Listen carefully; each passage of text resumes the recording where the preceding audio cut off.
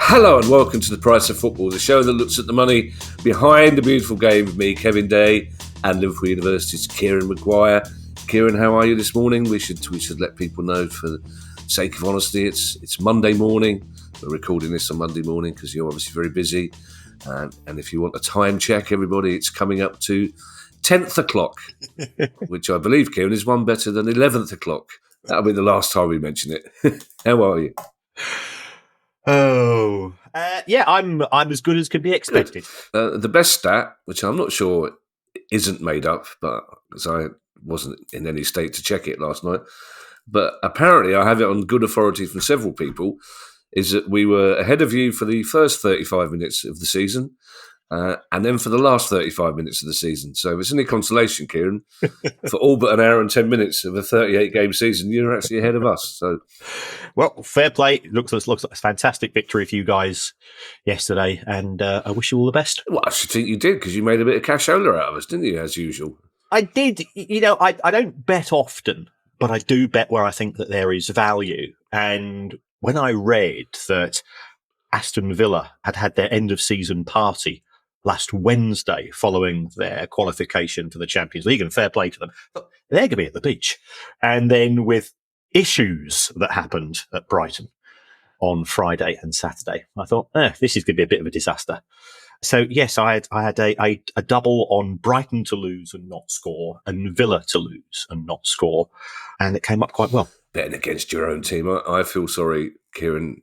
A mate of mine, Mark, absolutely furious. The Southampton-West Brom game, while Sky were going on about West Brom's consolation goal over the last kick of the game, he lost a considerable amount of money because he had 3-0. Ooh. Imagine that. It's questions day, Kieran, so we've got some cracking questions, so let's get on with them, because I'm not sure where you've got to be today. Parliament, Buckingham Palace, where is it you got to be? I'm at Law in Sport on Monday, so I'm on a panel, and the person in charge of the panel is our very good friend Nick DeMarco. And then on Tuesday, and this is a weird one, I'm giving a talk to the government's chief scientific advisor. I don't know why. Even I, who can normally link things together, well, what's amortization got to do with science? Shouldn't he be curing COVID or things like that, or sort of helping polar bears? Clearly, he's got some sort of interest in football. Does it not say on the letter, Kieran, or the email, come and talk to the chief scientific officer about polar bears? It just says football. That was it. I'm not talking about yesterday's match, so I'll bore him to death about creative accounting and financial fair play. A young lad came up to me in the pub before the game yesterday and just said, "My dad just used the word amortisation. It's your fault." I'm sorry, son. Are you old enough to go to the bar? Ollie Lewington has our first question, and I don't know if Ollie's any relation to Ray Lewington of blessed fame. If he is, send him my regards, Ollie. Ollie Lewington says, "My club Southampton sold Miroslav Orsic last June, having only signed him 6 months before in the January window. We signed him for €6 million and he played 6 minutes, which even my maths can work out is €1 million per minute. That begs the question that should put Kieran in spreadsheet heaven. Who's the Premier League's most expensive player per minute?" This is a corker. So Southampton, I think they sold Miroslav Orsic for around about €2.5 million, but even so, it's a substantial cost. But the Premier League's most expensive player per minute is our very good friend, John Kevin Augustine, who was signed by Leeds when they were a championship club with a clause in the contracts that should they be promoted, they had an obligation to buy the player. And then there was this ongoing dispute for 2 seasons as to when did the season end. But Leeds lost effectively on both scenarios. So the fee that they ended up having to go and pay, I think it was one of the RB clubs, was €21 million. The wages which he claimed for effective breach of contract by the football club was a further €28 million. And he played precisely 0 minutes in the Premier League and 48 minutes in the Championship. So in terms of cost per Premier League minute. Because Leeds were promoted to the Premier League, he therefore comes in at number one. But fair play, good spot from Ollie. I think Orkic is running him a pretty close second. I always feel sorry for Jean-Kevin Augustin. I mean, it's a hefty burden to bear because football fans will know that, won't they? And the kid just wanted to play football, I imagine. That's right. There's all sorts of stuff going on in the background, but unfortunately, he's the answer to a quiz question and will remain so for quite some time.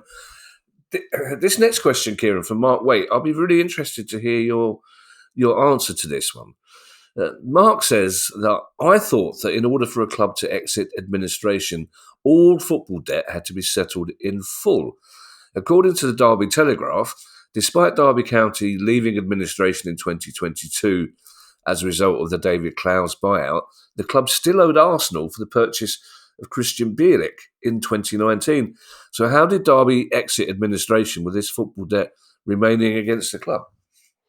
Well, once again, our very good friends at Company's House are to the rescue. Derby County Football Club changed its name to DC Realisations in Administration. So I've been through the most recent administrator's report. And for people who say clubs get an easy ride when they go into administration, first of all, we always say jobs are lost. Yeah. Local creditors get absolutely stiffed. The administrator's fees have gone up to £1.85 million. Wow. And the administrator's expenses have gone up to £2 million. The vast majority of that was legal costs, although the hotel bills, I think, were quite interesting. Didn't know there were so many 7-star hotels in the Derbyshire area by the looks of this. Oh, yeah, up in the Peak District, Kieran, there's some cracking little boutique hotels up there, I imagine.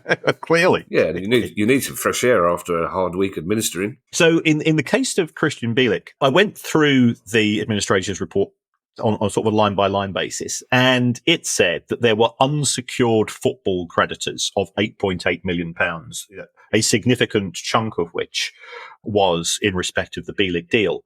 But the purchaser of the club had agreed to settle those debts effectively, not on necessarily a personal basis, but on a corporate basis. So although in theory the administrators have to go and pay that, it looks as if David Clowes' organisation will have made those payments, and therefore Derby would not have been subject to an exit penalty for coming out of administration. And that exit penalty, I think, was another 15-point deduction. It's been something quite horrendous. And the rules are that you've got to pay all of the football creditors in full, and the other creditors have to receive a minimum of 25%. And fair play to David Clowes, because he overpaid for the club simply to ensure that I think as a local guy, he was concerned about how it impacted upon local suppliers. And I know that there was at least one other interested party in the club that was willing to put in a lower bid and was willing to go and take the 15-point penalty because they didn't particularly give a damn about the creditors. So I think Derby have certainly got the best of the options which were available there. As you say, Derby, it seems that David Clowes acted honourably once he took over the club. But is that name change loophole not the same as Ken Bates once did with Leeds? You put the club into administration, change its name, buy it back for £1, and you don't owe any money. Is that still possible to do then? No, I mean, the rules were changed because Leeds United were subject to what we refer to as a pre-pack administration, where you appoint administrators, you buy the club back for £1, and you buy just the assets, and all of the liabilities get held and have to be settled by the old club.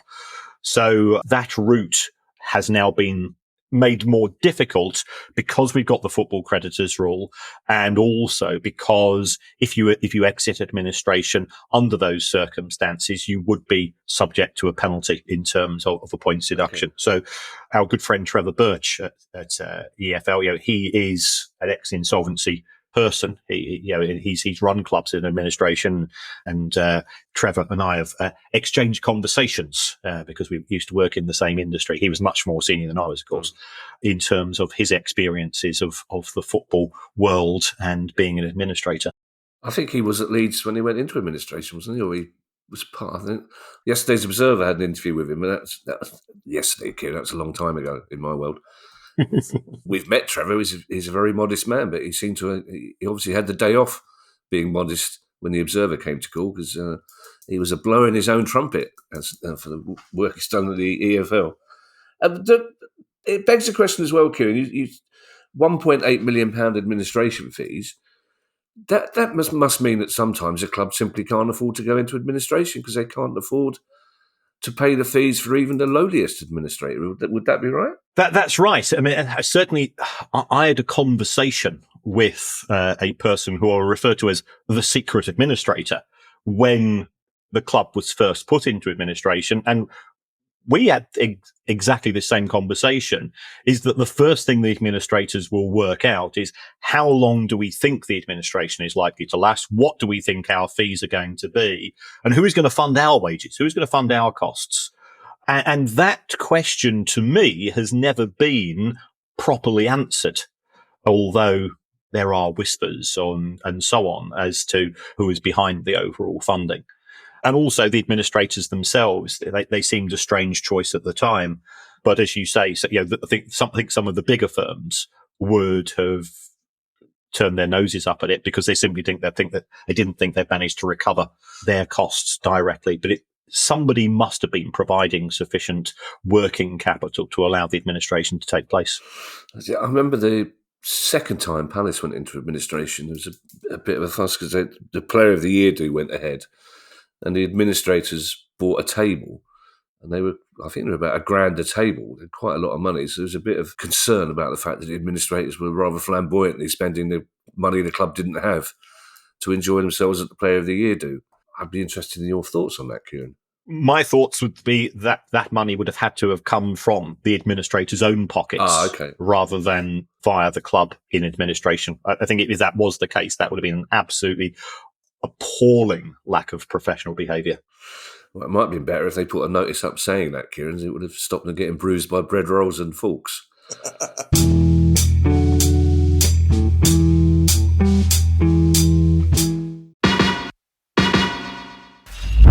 Hi, I'm Steve Lemack, and every week I'm joined by Music Ally's Head of Insight, Stuart Dredge, on The Price of Music, the weekly podcast all about the money behind the music industry. In each episode, we discuss the very latest goings-on in the music business and dig into the finances behind the big stories.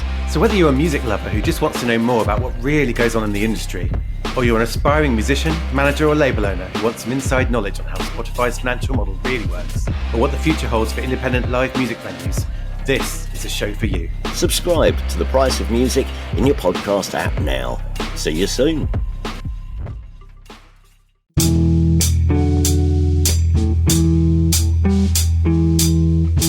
Miles Loudon has, again, a very interesting question. And it's a question, Sky wouldn't like this question, Kieran, because it's about those times before there was a Premier League. Can you imagine that such a time happened? Miles Loudon says, I want to understand how historic owner investment has impacted clubs, mainly the top clubs. I'll allow you to use impacted as a verb once, Miles. Just a note for everybody else. Has an impact on, please. I have friends who are fans of United, Arsenal, Spurs, who are up in arms about the investment into Manchester City. I appreciate they are potentially playing outside of the rules, but I would have thought owner investment has happened since they changed the minimum wage rule. Surely, for some reason, the earliest owner investment we discussed seems to be Jack Walker at Blackburn, but there must have been owners prior to that investing in their club and giving them the opportunity to become a force in English football, something those clubs still benefit from today. I guess in a way, Kieran, all football clubs between 1888 and 1992 were owner investors, really. It's because you normally had the one model, didn't you? A local boy made good, bought his football club and put a bit of money into it. You're absolutely right. I think what we have seen since the creation of the Premier League is a couple of extra zeros, or in the case of some clubs, 4 or 5 extra zeros, with regards to the amount of money being put into the clubs. Also, what we have seen, and I'm not saying this is a bad thing or a good thing, is that we have had a shift in terms of the negotiating and the power base within football, especially arising since the Bosman ruling. And we're now aware that players do have a stronger hand, and therefore we have seen wages increase faster in certainly the Premier League, but also in the Championship compared to revenue. And we've moved from a scenario. I was looking at the accounts of clubs in the late 1980s just to try to get a feel when I was researching this question. Yeah. And most of the clubs in the mid 80s, and let's face it, the mid to late 80s with the European ban, crowds were awful. Yeah. They were just dreadful. I think people would not remember, clubs like Chelsea playing matches with less than 10,000 at Stamford Bridge and so on. But that was reflected in the wages. So the clubs tended to break even, or if they lost money, the money being lost was in tens of thousands or perhaps a couple of 100,000. But there was certainly benefactor owners. So if you take the Moores family at Liverpool, because we always associated them with the Pools. Yeah. I'm sure your mum and dad and my mum and dad religiously used to do the balls, and the guy would come around on a Thursday night and you pick off your chosen draws and so on. And the Pools was sort of an institution, but the Moores family, I think, did they own Vernon's or I think Littlewoods? I think I lose track. Littlewoods, yeah. They put a wee bit of money into Liverpool as and when needed. And I think that tended to be the case because the kudos of owning a football club tended to be local rather than national. And what we now have with the globalization of the game, everybody's heard of the Glazers. If I talk to a Manchester United fan in Hong Kong or Australia, they'll say, we hate the Glazers. We hate the Glazers. Everybody hates the Glazers. It's the same with FSG. So the globalization of the game has also become an opportunity for high net worth individuals to become famous. And that is due to the Premier League. So in the pre-Premier League era, never mind, not being able to see English football overseas, you struggled to see it at home. You'd match of the day in the big match, and you had the FA Cup final and England versus Scotland. And okay, you had the World Cup and a couple of European games. But that was as far as it went. So there has been a transformation in terms of the reflected glory of owning a football club, which didn't used to exist. As you rightly said, it was local lad made good or local lass made good or whatever it's going to be. And today there has been that transformation. So there was money going in, but the clubs didn't need the money necessarily to the same extent. I had a friend who was a director of a football club, and he said, at the end of the season, they tapped me up for $5,000 and it got me a seat in the director's box and I was prepared to pay it. If by religiously, Kieran, you mean my dad going, please God, let me win the pools this week, then my dad did do the pools religiously, yes. He did actually win once. He won a small amount of money and he spent 30 quid buying a poodle off a bloke in a pub.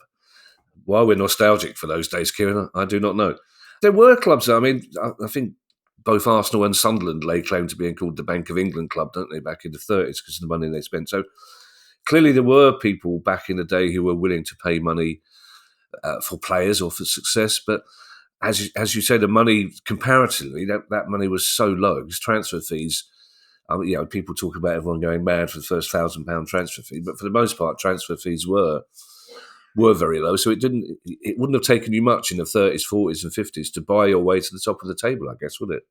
Certainly. And you had the gate receipts and the clubs were able to dictate as sort of Miles was saying, he made reference to the minimum wage. You remember it was Johnny Haynes, yes, first £100 a week footballer at 1964, 65, I think it was. But prior to that, the wages of footballers, they were blokes who lived down the same street as you did. Yeah. And Premier League footballers don't live down our street anymore, do they? No. Interesting, Kieran, just in passing on the Man City thing, I noticed this weekend both Sky and the BBC referencing the potential charges coming up more than they ever have done in the past. It made me wonder whether there's some kind of inside information as to the fact that those charges might be being heard quicker than we thought. The latest I've heard is that the charges are likely to be heard in September/October. Oh, okay. But the verdict is still not expected until 2025. Holy mother, really? Wow, okay. Richard Billsborough has our next question. Another interesting one, of course. Richard says, I've been reading about the collapse of FTX and their sponsorship deal with an American stadium. My question is about the contract behind the sponsorship. If a firm pays up front for a deal, or pays for the first year, whatever the period is, then goes bust, are the football team obliged to keep the bankrupt firm's logo on their shirts until the end of the period they've been paid for, or can they drop them whenever it suits? I spoke to a lawyer with regards to this, and therefore you already know what the answer is, in the sense of it depends. So if the club has been paid for the full sum for the full period, then it does have a contractual obligation to maintain that particular sponsorship arrangement, because the sponsor could now be in administration, could now be in liquidation or whatever, and the administrator stroke liquidator would say, well, this is one of the assets. Yeah, we have prepaid for a sponsorship deal with Football Club X. If you buy the company, you are getting, as part of the overall asset package, you are getting free sponsorship now for the remaining end of the season or 2 seasons, wherever it's not going to be. However, there could be a clause in the contract which specifically states, and this will be inserted presumably by the legal side of the legal advisors of the football club, along the lines of, should you as a sponsor have a breach of good faith, and that good faith could be sort of Lance Armstrong style, on the naughty step. So therefore, we saw all of Lance Armstrong sponsors like Nike and so on disappear. Then we've got a break as far as the contract is concerned, and administration or other forms of corporate insolvency could form part of that break clause. Now, whether they'd have to give money back or whether they'd want to give money back, or indeed whether they'd actually want to invoke that clause, is a separate issue. I think Lance Armstrong and naughty step, Kieran, I think that's the least of its trouble. I think it was slightly beyond naughty step for Lance Armstrong. Just the idea of Lance Armstrong sitting on the naughty step with all that energy and nowhere to go. The boy can't sit still on that naughty step. What's the matter with him? That Law and Sport panel you're doing this afternoon with Nick DeMarco, if every answer starts with "it depends," it's going to be a long old session, isn't it? Unless the answer, of course, is who's getting paid more for doing this, Nick DeMarco or Kieran Maguire. And the answer won't be "it depends." It will be the lawyer, I'm guessing. We're both doing it on a pro bono basis. He's a good guy, Nick. Kieran, you're too good. You know that. It's lovely the amount of stuff you do free for charity, but it's Law in Sport, Kieran. It's Nick DeMarco. He can afford to pay you. You're too saintly. And what have I always said? Ivan Walker is a friend of the show, and he's a Peterborough fan, and he has a very interesting question about Peterborough's accounts, Kieran. That's a question I imagine you'll enjoy answering. Ivan says, looking at the latest set of accounts from Peterborough United, it shows an R&D tax credit. I'm assuming that's research and development, Kieran, is it? That's right. Yeah, it's not some new youth musical form that we've not heard of yet. Yeah, well, I did wonder, because sometimes Bobby Numbers will throw in these things going, oh, no, that's an X and Y tax. Oh, okay. So Ivan says, any idea what R&D a football club would be doing that we as taxpayers seem to be paying for? If you add the 2 years' figures shown in the tax note together, it gives you £140,000 showing in the cash flow statement. So physical cash, it seems, received from HMRC. It'd be good to know if other clubs are claiming this too. And interesting, Kieran, I should think before he started listening to this pod, it wouldn't have occurred to Ivan for a second to look at Peterborough's tax account. So well done, Kieran, and well done, Ivan. But it's a really interesting question, Kieran, isn't it? That's quite a lot of money. It is. The government is trying to encourage all businesses, so both SMEs via one particular set of rules and larger companies via another, to try to be more creative in terms of future developments. So when it comes to football, there are a few clubs that are doing this. Chelsea have done it, for example, and they are getting quite substantial amounts back. So this could be scientific research undertaken into the clubs. And this has come from my secret tax accountant. Scientific research. My phone has been busy over the last 24 hours. We talk about sports science, so it could involve things like improved nutrition. Right. It could be injury prevention. So you now see that the players, when they're training, they've got drones who are watching, and the players wear those vests where all of their metrics go back. Well, that's part of injury prevention. And therefore, that would qualify as research and development, because what are we trying to do? We're trying to improve the performance of elite athletes. It could also be in respect of, we know that the clubs are very anxious to monetize, especially their globalized fan bases. So the use of apps, the use of interaction, engagement with fans through software, that could potentially qualify as well. And I believe, and I've not actually checked up on the numbers, the way that it works is that for every £100 that you spend on R&D, you get £150 allowance as far as your tax is concerned. So it very much encourages companies to do this. HMRC are tightening up the rules, I understand from my secret tax accountant, because he or she says that there have been some examples of abuse of the system, but there's no evidence that there's any of that as far as the football industry is concerned. But here you need a Bobby Numbers, I would say, to try it out. Yeah. So if you are playing for a Sunday league team, you say, well, that sounds tasty. You probably need some professional advice. Yeah, if you're our age playing football for a Sunday league team, you need advice of any sort, professional or otherwise. I suppose in women's football, Kieran, I mean, there's an awful lot of research being done into women's health and physical fitness, isn't it, at the moment? That's never been done before. So I suppose that would make a lot of sense from their point of view. But if Ivan is right and you're getting this as an actual physical cash back from HMRC, where would that fit for financial fair play purposes? Does that count as income? I don't think it might do if you try to classify that as a grant. You might be able to get away with it. Financial fair play, as far as the Premier League and the Championship is concerned, is based on your profits before tax. Now, that given that football clubs rarely pay any corporation tax because they rarely make any profits, I personally would try to claim it in the accounts as a grant, and therefore run it up the flagpole and see how it flies when it comes to the Premier League and the EFL investigators. Yeah, I'd be interested to hear if any tax investigators are listening to this, and they are, Kieran, we know that. I'd be interested to hear what they've got to say about that, because that seems to be a handy little, Ivan says our other clubs doing it as well. You'd imagine they'd be silly not to, because as you say, they will all be doing, at the very least, data analysis as to where their fans are travelling from and how much they can get out of them when they're there. So that would count as research and development. So it's our penultimate question already, Kieran. It's a slightly shorter pod today because your workload, basically, and because you've got to tidy the house up because the Baroness is on the way back. Bob Rojas, I'm making a stab at that, Kieran. It might be Bob Rogers. It might be Spanish for Bob Rogers. I don't know. It's Rojas, so I'm going for Bob Rojas. Bob says, could you have a look into the financial situation Hertha Berlin is currently facing? How much did the club pay severance to Jurgen Klinsmann? And what's the difference between TV income in the Bundesliga 1 versus Bundesliga 2?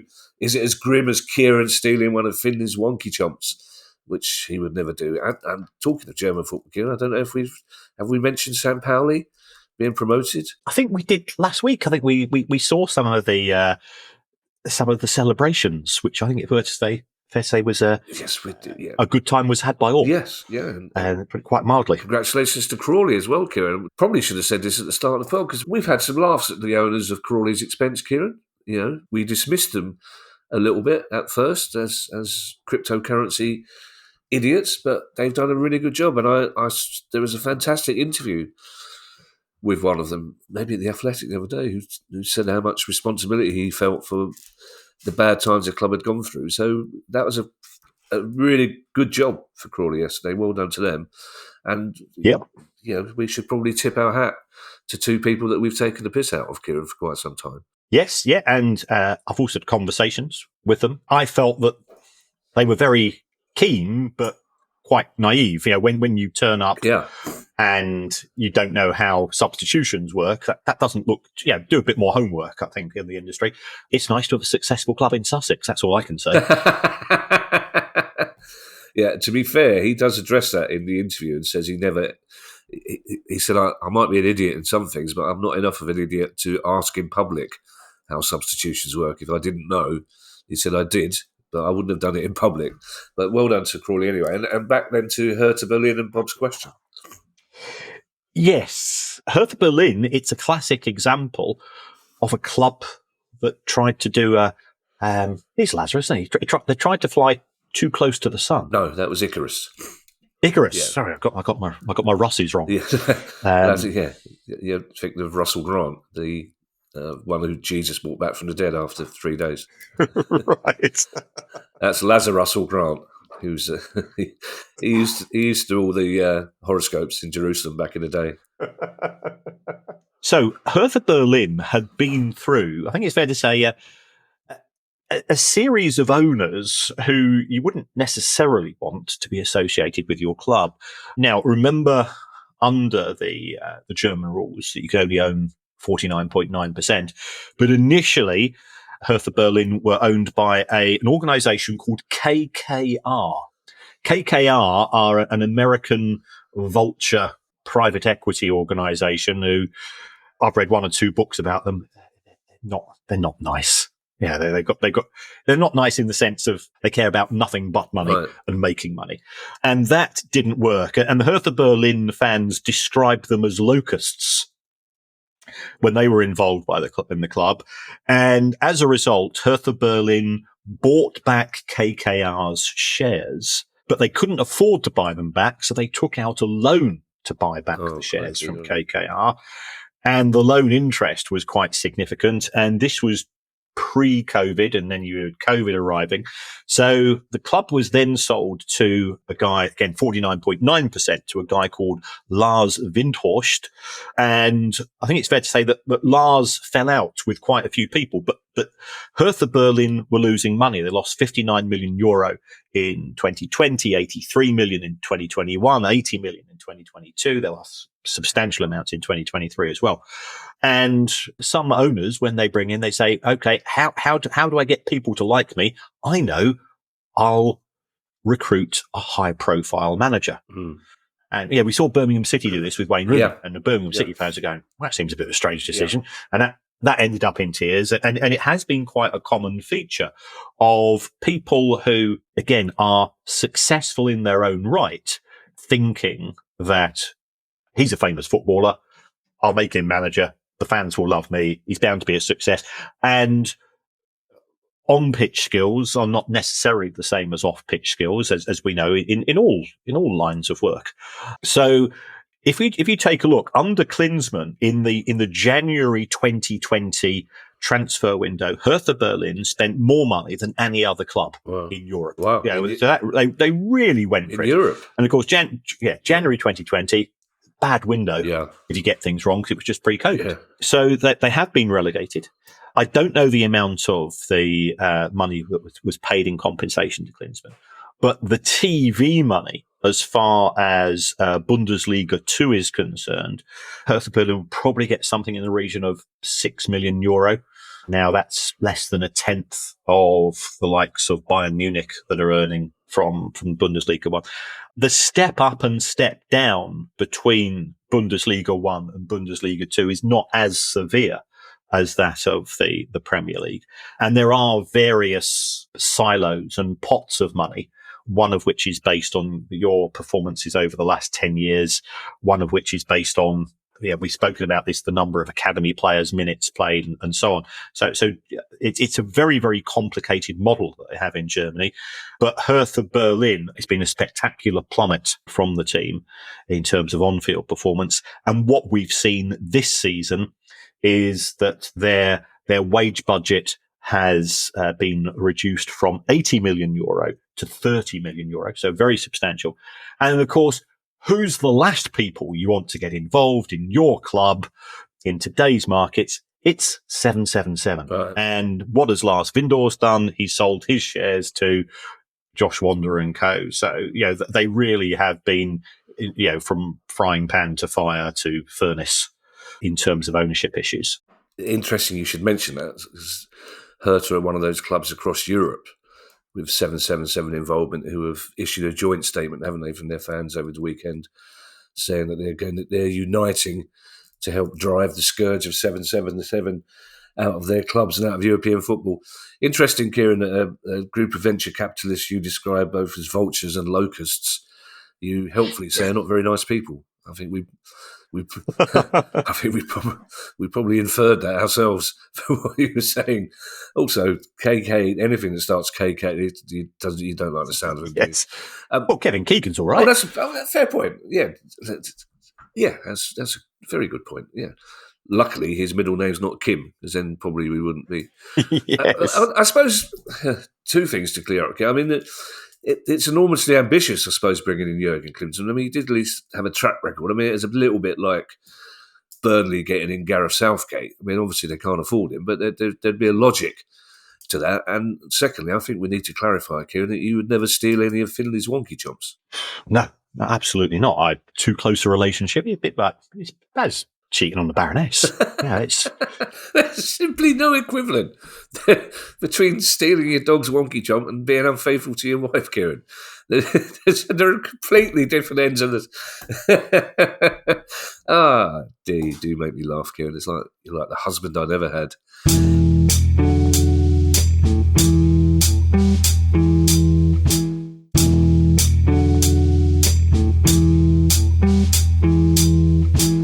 Richard McKenna has our final question, Kieran. It's an interesting one, I think. It's slightly bamboozled me, this question, which is why I'm looking forward to you answering it. Oh, I'm glad, because I don't understand it either. I get the gist. At what level of football are players best compensated compared to their transfer value or wages? And does the English tax, in inverted commas, that clubs face to sign homegrown players also get reflected in the salary of the players? Right, yeah, it's a good one, this, actually. I'm going to answer the second question first. The English premium, it does exist, but in a slightly strange way. Right. Because there is a minimum number of homegrown players that a club has to have, it does mean that some players who you might refer to as squad players, who don't get necessarily many first team minutes, they do become quite precious as far as the clubs are concerned, because it allows the clubs to say, right, we kicked off our number of homegrown players.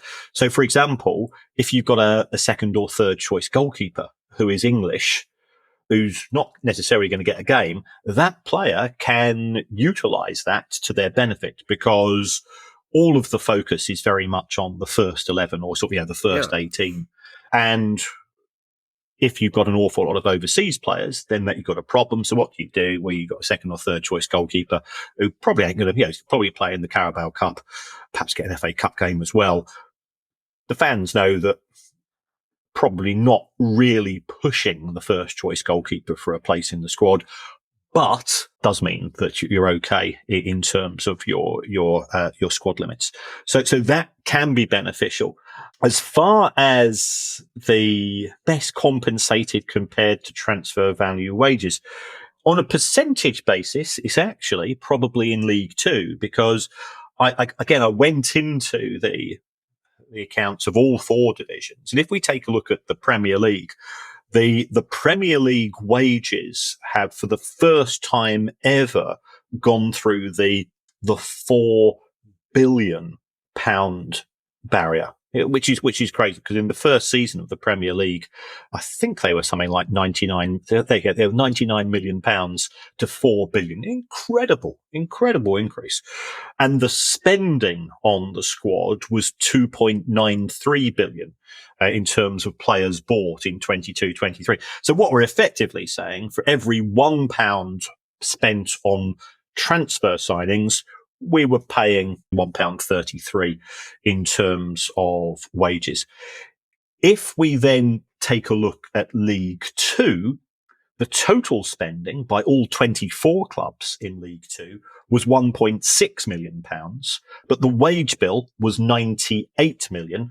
So there it was around about, for every £1 you spend on transfer fees, you're spending £50 on wages. So it depends how the thing is with numbers, percentages can indicate something, but when you actually take a look at the whole numbers, it becomes less of an issue. I must confess, Kieran, in my ignorance, I didn't realise the homegrown player rule still existed, but it does make sense of, I think it's in the Standard, the Arsenal talking about signing a new third goalkeeper that had to be either English or had been through their academy system.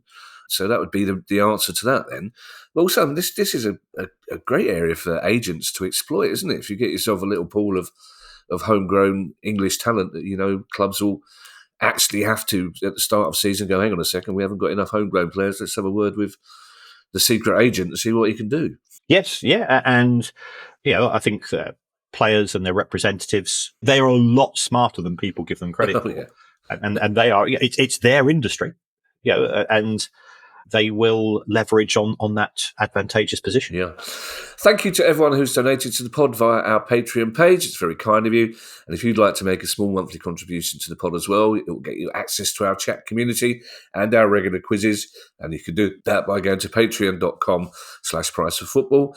If you have a question you'd like answered on the show, email us at questions@priceoffootball.com.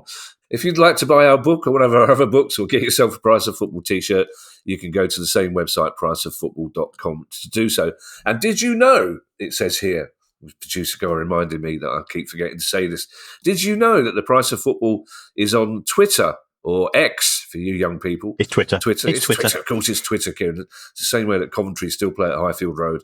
Yes, we're on Twitter and we're on YouTube, which is exciting, isn't it, Kieran? That's why we're being filmed. If you're a fan of the show, of course you are. Why would you still be listening at this late stage if you're not? Follow us on Twitter at POF_pod. That's all in big letters, POF_pod. And subscribe to The Price of Football on YouTube. We'll be back with our news pod on Thursday. I've seen the list of stories already, and that's with 2 days to go. It's a big old list of stories. I particularly like the Eden Hazard story, Kieran. It's going to be coming up. Yes.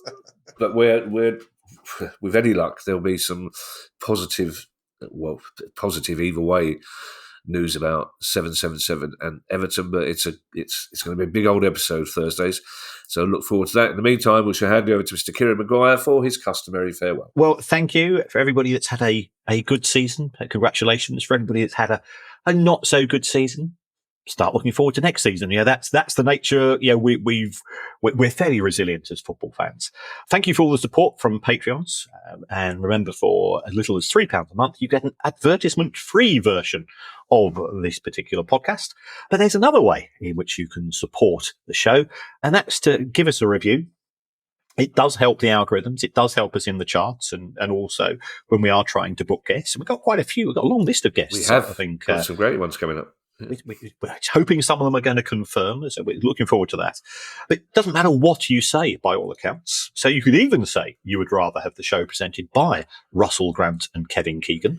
I think that would be a very interesting conversation. I've met Kevin Keegan, so he used to get off at the same station as me when I lived in Cheshire, and he was always very good company, very, very good company indeed. He's a fun guy. He's a genuinely really nice guy. Russell Grant is a genuinely very nice guy as well, although he's not at home to people who say, but I bet you knew that already, didn't you, Russell? But Kevin Keegan, when he was a guest on League of Their Own, and he just delighted everybody. It's just one of the producers tripped over a waste paper bin, and Kevin Keegan jumped up and went, penalty. Yeah. And one of the other producers, very tall, he came in, and Kevin Keegan just looked up and went, centre back. So in terms of, so I hope you've enjoyed the football season. I don't know where 11th, does that count as a disaster? I mean, it's fair. I mean, it's not as good as 10th, Kieran, obviously, but 11th's all right, isn't it, for a little club, a club your size? You stayed up. That's good, isn't it? Third best in the club's history. I'll take it. Is it really? Yeah. Well, sadly, 10th is our joint best. So there you go. Bye, everybody. Bye. The Price of Football.